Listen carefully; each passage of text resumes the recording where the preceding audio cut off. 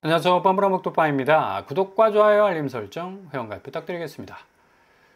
미연준이 다시 한번 기준금리를 동결을 했습니다. 4.25에서 4.50 다섯 번 연속 이제 동결 수순으로 갔는데, 트럼프가 계속적으로 연준에 대해서 금리 인하를 부탁을 했지만 파월은 결국 계속해서 손절을 치고 있는 그런 양상으로 가고 있는데, 이유는 경제 전망 불확실성 여전히 높다라는 이유죠. 실질적으로 지금 미국 경제 지표가 굉장히 관세 영향에도 불구하고 좋게 나오고 있어요. 국내 이 자국의 내수 현황, 그리고 고용 지표, 주식 시장, 가상화폐 시장 등등 해서 상당히 계속적인 어떤 상승세를 구가하고 있는 상황에서 또다시 4.5% 동결을 이어가고 있는 건 앞으로 이 고금리 상황은 절대로 내려올 일이 전혀 없다라는 걸 시그널을 보내주고 있는 거죠. 우리는 지금 2.5% 정도의 금리를 유지하고 있는데 2% 정도 격차를 벌리고 있습니다. 한국은행도 하반기에 기준금리 인하를 지금 고려하고 있지만 막상 연준에서 이렇게 기준금리 동결을 타이트하게 가져가고 있으니까 한국은행 역시도 지금 집값 문제, 그리고 금리 문제 여러 가지 사안을 고려한다면 단순히 경기 부양을 위해서 금리를 내리기에는 상당히 부담이 많을 거다라는 전망을 내릴 수가 있죠. 아무튼 지금 연준이 실업률 낮게 나오고 노동시장 견고 하나, 인플레이션 불안정성이 있기 때문에 확실히 불확실성이라는 방점을 찍어서 계속적 동결 기조를 보이고 있습니다. 이렇게 되면 전체적인 세계의 어떤 기준금리 상황은 고점에 딱 물려있는 정체 상황으로 진행될 가능성이 높다는 얘기죠. 트럼프가 이제 9월 달에는 내리지 않을까라는 전망을 내비쳤지만 파월 의장은 우리는 9월 회의에 대해서 어떤 결정도 내리지 않았다. 굉장히 좀 아주 타이트하게 지금 금리를 가져갈 것이다라는 또 전망도 내놓고 있는데, 통화 정책이 부적절하게 경제의 발목을 잡지 않나라는 또 비판도 나오고 있습니다. 앞으로 이 기준금리 양상은 상당히 미국의 연준이나 한국의 이 중앙은행의 기준금리 양상 같이 보조를 맞춰서 갈 가능성도 있어 보이고요. 그리고 오늘 아침에 이 관세 부분 당초 25% 이 관세를 낮춰서 15%로 확정을 지었습니다. 굉장히 협상을 아주 원활하게 잘 진행을 한 것으로 평가를 받고 있죠. 이유는 쌀, 소고기 시장을 추가적으로 개방해야 되지 않느냐라는 불안감이 있었는데 확실히 이걸 지워버렸어. 쌀, 소고기 시장 추가 개방하지 않기로 또 결정이 났고요. 가장 큰 드라이브는 역시 조선업이죠. 한국의 막강한 조선업을 바탕으로 해서 펀드를 1,500억 정도 해서 1,500억 달러를 같이 이 사업을 투자하는 데 있어서 굉장히 백업해 줄 수 있는 그런 어떤 자금을 대야 되는데, 어찌 보면 500조 이상을 또 출연해야 되는 그런 부담감은 분명히 있습니다. 근데 조선업, 반도체, 자동차 쪽의 어떤 투자이기 때문에 한국도 역시 발을 담그고 있는 곳이어서 수익률을 어느 정도 또 높일 수 있는 또 계기가 될 수가 있겠고요. 아무튼 미국은 상호관세율 25%, 15%, 자동차가 25% 계속 맞지 않을까라고 생각했는데 15% 품목관세율 딱 적용하기로 했습니다. 조선업 협력펀드 1,500달러, 반도체 원전, 2차전지 바이오, 대미투자펀드 2천억 달러, 총 3,500억 달러 규모 펀드를 조성을 하기로 했습니다. 일본은 한 5천억 달러 정도 됐는데 한국은 3,500억 달러 정도 나온 것으로 보이고요. 일단은 국내 농축산물 시장 추가 개방하지 않은 게 가장 큰 신의 한 수가 아닌가라는 그런 생각이 들죠. 이재명 대통령이 직접 페이스북 글에서 수출 환경의 불확실성 나름대로 좀 없앤 것 같고, 미국 관세를 주요 대미 수출 경쟁력보다 좀 낮거나 같은 수준으로 맞췄다는데 좀 방점을 찍고 있는데, 아무튼 지금 여러모로 관세 불안한 이 요소들이 굉장히 많았는데 조선, 반도체, 2차전지, 바이오, 에너지 등등 강점을 지닌 산업 분야에서 우리 기업들이 적극적인 미국 시장 진출을 돕는 또 역할을 할 가능성도 높아서 그냥 자금을 출연하는 것으로 끝나지 않고 함께 또 협력할 수 있는 또 기반이 다져지기 때문에 상당히 무역 부분에 있어서는 또 반전을 기대할 수 있는 부분이 충분히 있다고 보여지고요. 이렇다 보니까 만약에 관세가 제대로 타결되지 않았다면 1,400원 뚫었을 수도 있죠. 근데 환율이 주춤하고 있습니다. 역시 시장의 안도감이랄까 그런 것이 이제 심리적으로 느껴지는 거고, 코스피 역시도 지금 3,200선을 뚫어가고 있고요. 외국인이 1,170억 정도를 사들이고 있습니다.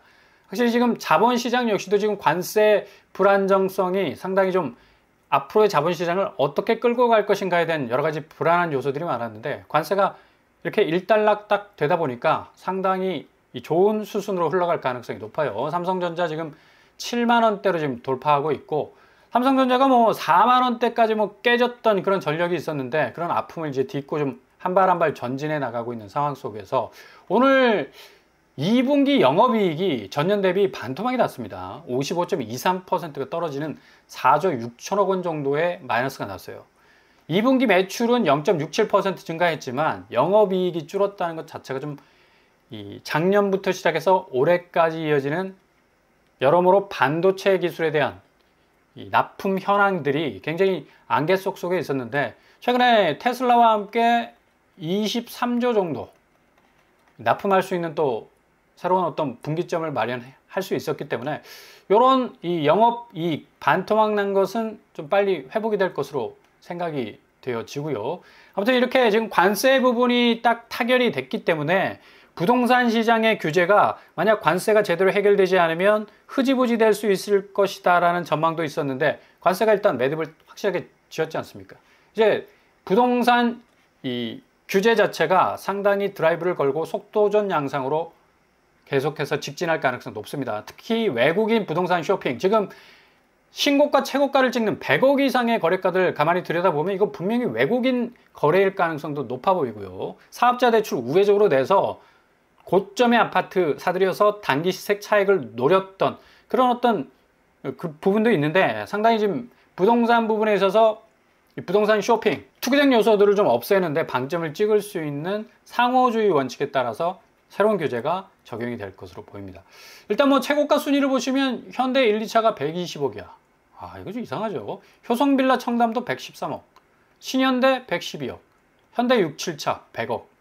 이거 개인이 현금 맞다이로 해가지고, 물론 뭐 현금 부자라면 100억 뭐 빵빵 쓸 수 있겠지만, 이렇게 지금 고점에 물려있는 아파트를 굳이 100억 써가면서 투자를 하겠습니까? 그죠? 법인이 사업자 대출 통해서 살 가능성도 있고, 그러니까 이런 고점의 아파트들은 좀 면밀하게 부처에서 좀 들여다볼 필요가 있겠고요. 아무튼 지금 뭐 외국인 이 대출 부분 형평성의 좀 원칙을 좀 받아서, 외국인이 국내 은행을 통해서 대출 못 받으면 자국에서 대출 끌어와서 받을 수 있기 때문에 이것도 좀 손을 봐야 할 대목이라고 보여지고 있죠.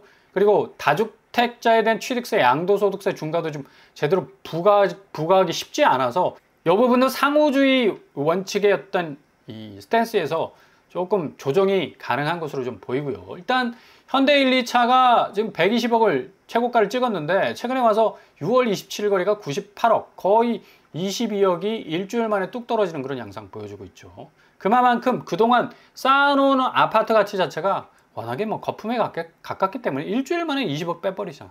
그죠? 그리고 현대 1, 2차 역시 117억, 65평입니다. 83억. 거의 이건 뭐 한 30억 가까이 지금 떨어지고 있는데, 같은 날 이런 거래가가 나왔어요. 한 곳에서는 117억을 찍었고, 요 1층 거래는 83억을 찍었어. 그러니까 무려 30억 차이가 나는데, 야, 참 혀를 내두르는 그런 어떤 아파트 가격이라 볼 수가 있습니다. 효성빌라 청담도 역시 최고가 113억을 찍었는데, 이게 최고가가 5월 달에 체결이 된 거라 이걸 계속 쓰더라고요. 이거 별 의미가 없는 그런 이 거래가라고 볼 수가 있고요. 신현대 9차, 11차, 12차 역시도 90억에서 83억, 한 7억 정도 좀 마이너스 되는 그런 양상으로 흘러가고 있습니다. 역시 이런 가격 하락의 이 가장 기저에는 거래량 감소, 2,800건 나오죠. 6월 달에는 12,000건, 거의 뭐 10분의 1 토막 나는 그런 수순으로 거래량이 확 줄어들고 있는데, 그만큼 줄어든 거래량이 거래가를 이렇게 직격하고 있는 걸 고스란히 보여주고 있습니다. 그동안 얼마만큼의 이 거품이 끼어 있는지를 뭐 고스란히 보여주는 대목이고, 지금 비강남권의 풍선 효과가 일어나지 않을까라는 우려가 있었는데, 성북구에서 지금 18억 하던 아파트가 10억으로 뚝 떨어졌습니다. 7월 30일 거래, 동일, 하이빌, 뉴시티, 그리고 115-5가 19억에서 12억, 36%, 7억 하락하는 모습 보여주고 있죠. 확실히 지금 뭐 풍선 효과로 인해서 비강남권이 아파트 값이 더 오를 거라는 그 전망들은 완전히 지금 깨지고 있습니다. 오히려 더 떨어지고 있죠. 성북구 거래량 600건에서 100건으로 지금 뚝 떨어지니까 거래가가 이렇게 나올 수밖에 없는 거지. 그죠? 그리고 강서구 역시도 지금 13억에서 9억, 3억 8천, 방화 4단지, 벽산 5단지는 8억에서 4억, 거의 이제 반토막이네요. 3억 7천 하락하고 있습니다. 이렇게 지금 비강남권 역시도 굉장히 흔들거리는, 서울도 반토막이 이제 본격적으로 등장하고 있습니다. 이 경기권 아파트가 아니야. 그만큼 지금 강서구 거래량도 지금 172건으로 줄어들었죠. 거의 뭐 500건 수준에서 100건 정도로 줄어들 수밖에 없는 상황으로 가고 있으니까 거래가가 이렇게 나올 수밖에 없는 겁니다. 그리고 강북구 꿈의 숲 해링턴 플레이스 역시도 11억에서 8억, 3억 2천 하락하고 있습니다. 풍림 1차 서대문구 2억 8천, 6억에서 3억, 이거 반토막이네요. 신림 현대 역시도 관악구에 위치해 있는데 10억에서 7억, 2억 8천 정도 하락하고. 그러니까 반토막 거래가 눈에 띄게 계속적으로 증가하고 있는 걸 볼 수가 있습니다. 강북구 거래량을 보시면 178건에서 72건으로 뚝 떨어지는 그런 양상으로 가고 있기 때문에 강북구도 역시 뭐 3억 이상 하락하는 30%에 가까운 하락세를 보여주고 있다. 확실하게 지금 구축 시장이 조정되고 있다는 걸 지표만 딱 들여다봐도 거의 뭐 피부로 느낄 수 있을 정도로 알 수가 있죠. 이제 8월부터는 본격적인 어떤 장이 또 펼쳐지게 될 겁니다. 확실한 가격 조정의 어떤 분기점이 정말 뭐 홍해가 쫙 갈라지듯이 뭐 상급지와 중급지, 하급지 딱딱 나눠지는 어떤 이 가격 하락 양상이 아니라 동조화되는 서로 교집합적인 어떤 하락 양상을 보일 것으로 예상이 된다는 얘기죠. 왜냐?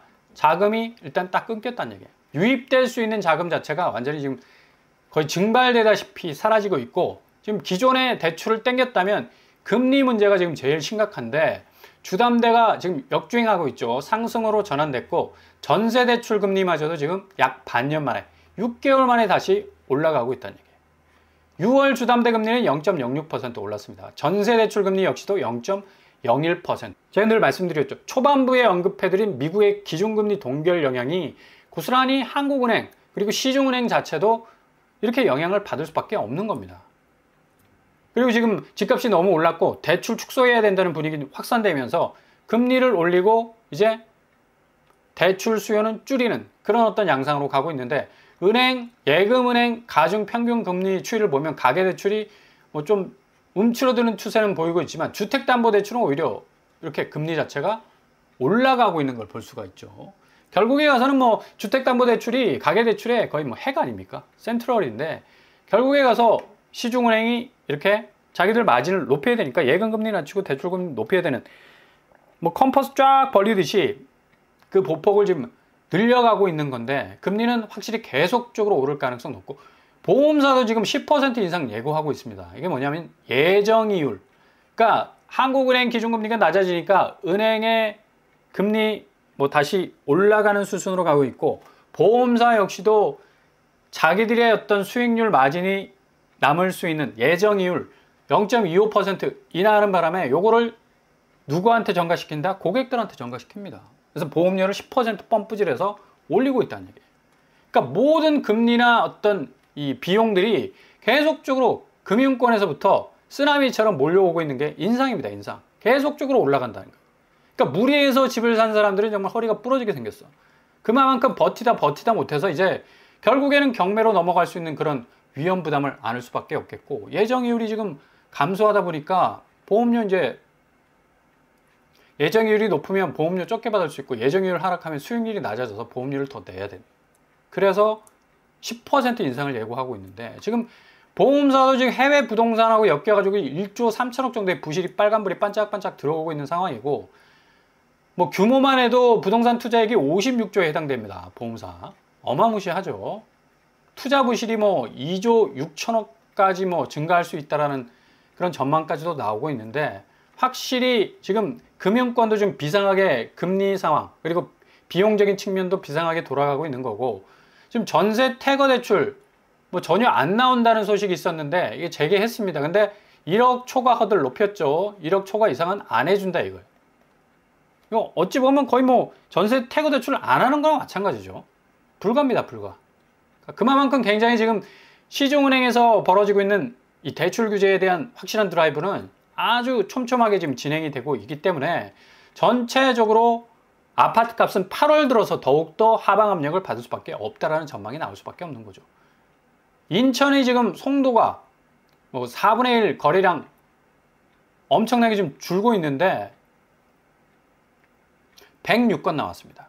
77% 이상 감소하는 추세를 보여주고 있을 정도로 지금 엄청나게 좀 거래량이 축소되고 있어요. 그래서 더샵 송도 마리나베이 늘 나오고 있죠. 12억에서 5, 6억 6천 하락했습니다. 53% 하락. 이제 뭐 반토막에서 그 반토막, 세 토막으로 갈 가능성도 있어 보이고요. 아무튼 뭐 인천은 지금 집값 조정기에서 가장 큰 영향을 받을 수밖에 없는 그런 상황에 처해져 있고, 행복한 마을 역시도 10억에서 4억 정도로 거의 한 6억 가까이 지금 하락하고 있는 추세를 보여주고 있습니다. 청라 역시도 지금 12억에서 7억 가까이 지금 떨어지고 있죠. 인천이 이렇게 흔들흔들거리면 전체적으로 경기권의 아파트 양상은 엄청난 조정기를 겪게 될 가능성이 아주 높습니다. 그리고 성남시는 임해 동북고롱이 19억에서 13억, 5억 7천 정도 하락하고 있고요. 임해 성지가 17억에서 14억, 3억 2천 정도 하락하고 있습니다. 성남시 분당구가 엄청나게 경기권에서 굉장히 집값 추이가 높았었는데 이렇게 하락 추이로 뚝뚝 떨어지는 모습을 보여준다는 건 전체적으로 경기권 자체의 집값 하락세는 더욱더 뚜렷해지고 있다는 걸 보여주고 있고요. 김포시 역시도 이 갭 투자가 굉장히 활발한 그런 어떤 도시 아니었습니까? 10억에서 6억, 중흥 S클래스 7억에서 4억, 수정마을 쌍용예가 7억에서 3억, 거의 3억 이상이 하락을 하고 있습니다. 그래서 대체적으로 4억에서 뭐 6억대도 나오고 있고 3억대 아파트도 34평이 지금 나오고 있다는 얘기예요. 7억대 하던 게. 그러니까 김포시 갭 투자가 이제 완전히 막히게 되니까 결국에 가서는 뭐 집값은 수직 하강할 수밖에 없는 거고, 화성시도 마찬가지죠. 동탄역, 시범, 하나, 꿈의 그린, 프레스티지 17억에서 12억까지. 거의 뭐 여기 한 20억 찍는다는 소리가 있었는데 이제 12억까지 떨어지네. 4억 8천 하락. 동탄 더 레이크 팰리스 역시도 12억에서 8억, 4억 하락. 뭐 4억 이상 정도의 이 하락세를 계속적으로 동탄이 보여주고 있기 때문에 아마 10억 깨지는 건 아주 단기간 안에 속도전 양상을 벌이면서 그 수준 밑으로 내려갈 가능성 아주 높아 보입니다. 용인시도 마찬가지죠. 행원마을이 18억에서 12억. 용인이 18억 한다는 거, 그죠? 너무 높다, 너무. 6억 정도. 이렇게 너무 올랐으니까 빠지는 것도 크잖아. 여기도 5억 3천 하락, 40% 이상 하락하는 그런 추이를 보여주고 있다는 얘기죠. 지방은, 부산은 살벌합니다. 65평. 7월 19일 날 나왔는데 48억. 야, 부산에서 48억짜리 LCT. 유명하잖아. 그죠? 고층 빌딩과 같은 아파트 31억으로 떨어졌습니다. 17억 하락했어요. 569도 SK뷰 18억에서 8억 정도. 와, 여기도 20억 뭐 뚫느냐 말느냐 그런 말이 있었는데 결국 10억 아래로 내려가고 있네요. 광안자이 역시도 14억에서 7억 반토막 나고 있습니다. 51% 하락하는 추세를 보이고 있네요. 대구 역시도 수성구 경남타운을 중심으로 해서 17억에서 11억. 범어 쌍용 예가도 14억에서 8억 정도. 거의 40% 이상 떨어지고 있기 때문에 수성구 범어동 정도 거의 뭐 비일비재할 만큼 굉장히 반토막 나는 아파트들이 상당히 등장을 많이 할 것으로 예상이 되네요. 이렇게 지금 전체적으로 아파트 값은 7월에 상당히 큰 폭으로 조정이 되고 있기 때문에 7월 31일 오늘 마지막 날 아닙니까? 8월 되면서 정말 무섭게 이 모든 부동산 지형도는 변하게 될 거고 집값도 정상화 계적으로 가기 위한 엄청난 보폭으로 7월 달에는 좀 깡총깡총 뛰었지만 8월 달에는 좀 꽁충꽁충 뛸 만큼 엄청나게 이게 상승으로 가는 게 아니라 하락으로 내리닫는 그런 어떤 하강 압력을 받기 때문에 무주택자들이라면 좀 의자를 뒤로 길게 빼시고 잘 지켜보신다면 정말 좋은 기회 잡으실 수 있을 겁니다.